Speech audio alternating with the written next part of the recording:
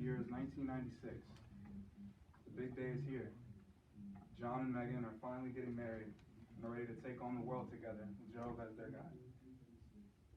It's a beautiful occasion that provides them lasting happiness for years to come.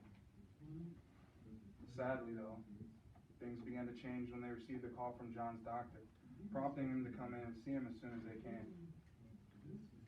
The news was heavy, unbearable even. Stage 4 pancreatic cancer. It wasn't long after that when John passed away. This was extremely tragic for Megan. She was so attached to him in every way. She even kept his work clothes and other items in mint condition within her closet, fearing that if she let them go, she'd let him go. More years go by, and she begins to wonder if she'll ever rekindle the relationship they once had as husband and wife.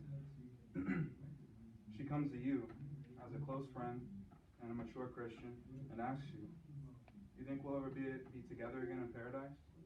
How would you respond? Let's turn to Luke chapter 20, verses 34 through 36. But before we read those scriptures, let's consider the setting.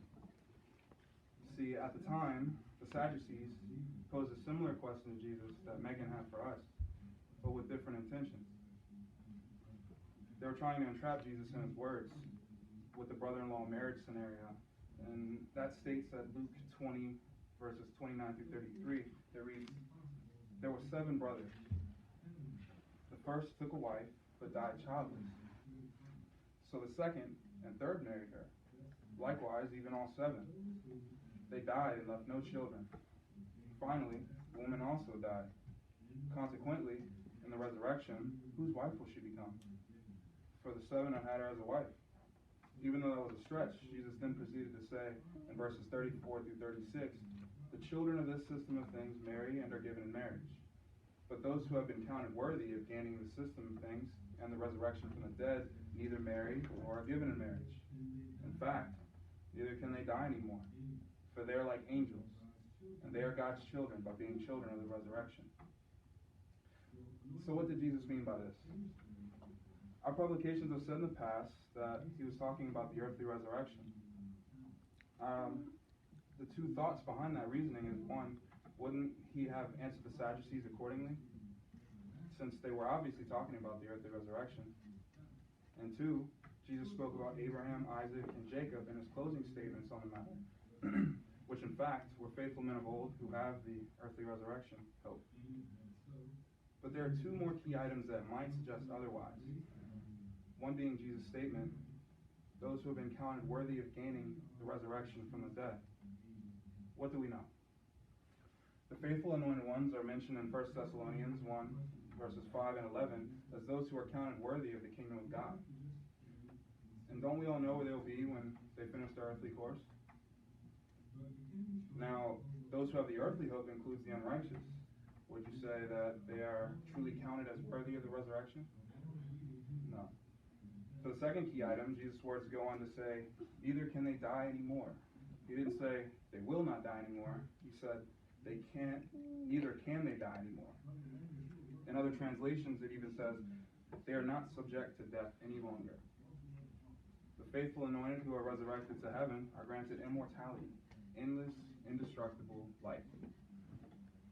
So which resurrection is Jesus talking about in Luke chapter 20? If Jesus' words about the resurrection and getting married apply to the heavenly resurrection, does this mean that those who come back in the earthly resurrection will be able to marry? God's word does not give direct answer to that specific question. If Jesus was in fact talking about the heavenly resurrection, then his words do not shed light on whether resurrected ones on earth will be able to marry in the new world.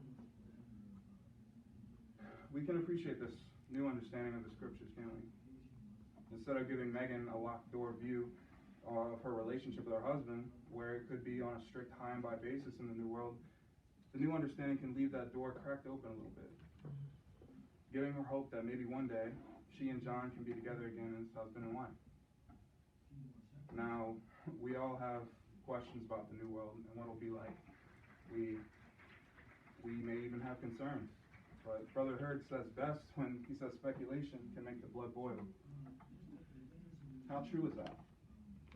We should rest assured that Jehovah is a God of surprises, that keeps them carefully concealed to give to us at the right time.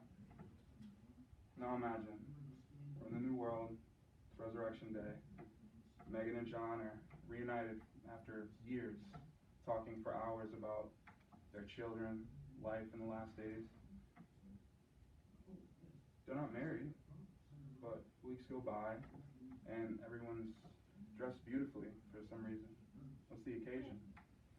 Well, we'll have to be there and see.